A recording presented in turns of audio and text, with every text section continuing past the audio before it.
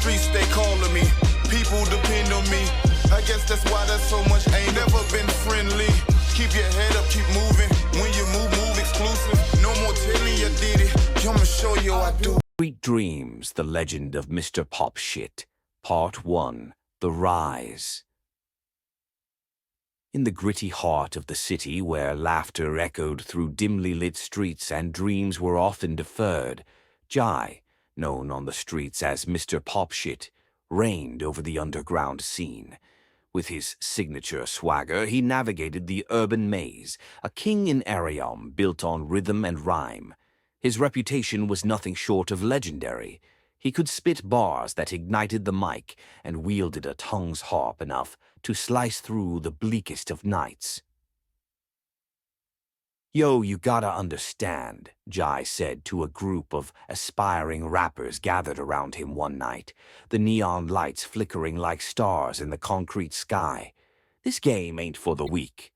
You want respect? You gotta take it. You gotta bleed for this." The crowd hung on his every word, eyes wide with a mix of admiration and trepidation. Jackins. But as the night unfolded, Jai felt the weight of his choices pressing down on him. The streets were merciless, and the fame he had built came shackled with its own burdens. "You think this shit is glamorous," he muttered to himself one night, staring into the mirror, his reflection revealing the toll of his lifestyle. "It ain't. It's a trap." Yet the allure of the stage and the thrill of performing kept drawing him in, fueling his passion, even as he wrestled with the shadows lurking just behind Z-Ace.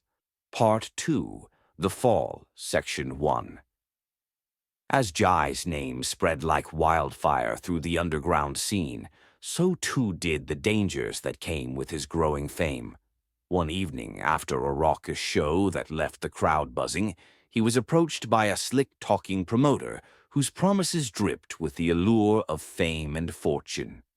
"You want to blow up, man? I got the connections, just gotta take care of a little business for me," the promoter said, flashing a grin that reeked of deceit. "Fuck that," Jai shot back, crossing his arms defiantly. "I ain't selling my soul for a couple of bucks. I make my music for the streets, not for some greedy asshole."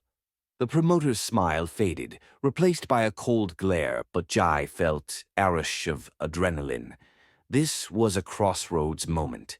Play it safe and preserve his integrity, or dive headfirst into the abyss of temptation. In the days that followed, Jai wrestled with his demons, the weight of the decision pressing down on him. The pressure mounted, and the streets began to close in like a vice. Friends morphed into foes, and loyalty became a rare commodity. One night, as he walked home through the dimly lit streets, he felt a prickling sensation, like 1,000 eyes watching him, shadows lurking in every corner, waiting for a sign of weakness. "Hey, Mr. Popshit," a voice called out from the dark. It was Trey, a former friend turned rival, his face twisted with malice. "I heard you turned down that deal. Stupid move, man. You think you're too good for this game? You're just another wannabe." Part 2, The Fall, Section 2. Jai felt the tension thickening in the air. "You don't know shit about me, Trey. I'm not chasing clout, I'm chasing my truth." "You should try it sometime," he replied, his voice steady despite the rising adrenaline. Trey laughed, a cold, hollow sound that sent a chill down Jai's spine. "Truth?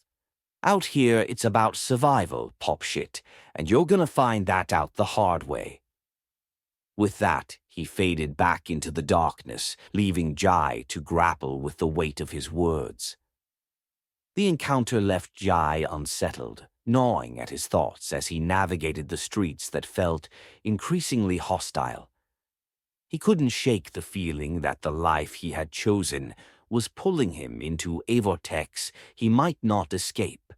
The streets had never been kind, but now they felt like a trap, tightening around him with every passing day. Determined to stay true to himself, Jai poured his heart into his music, but the pressure began to take its toll. He spent sleepless nights in his studio, weaving his pain and struggles into lyrics that felt like a lifeline. But with each verse he wrote, the shadows of doubt loomed larger.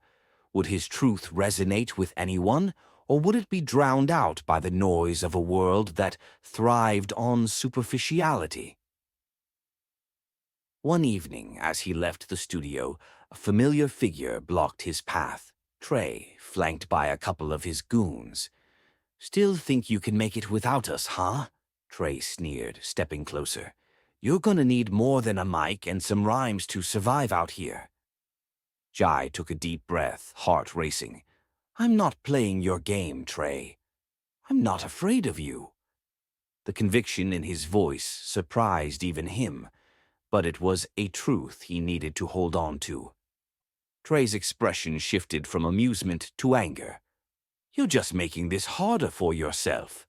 But I guess that's what you want, right? A martyr for your so-called truth?"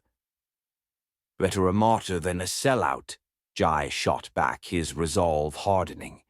As he pushed past Trey and his crew, he could feel their eyes boring into his back, but he refused to let fear dictate his choices.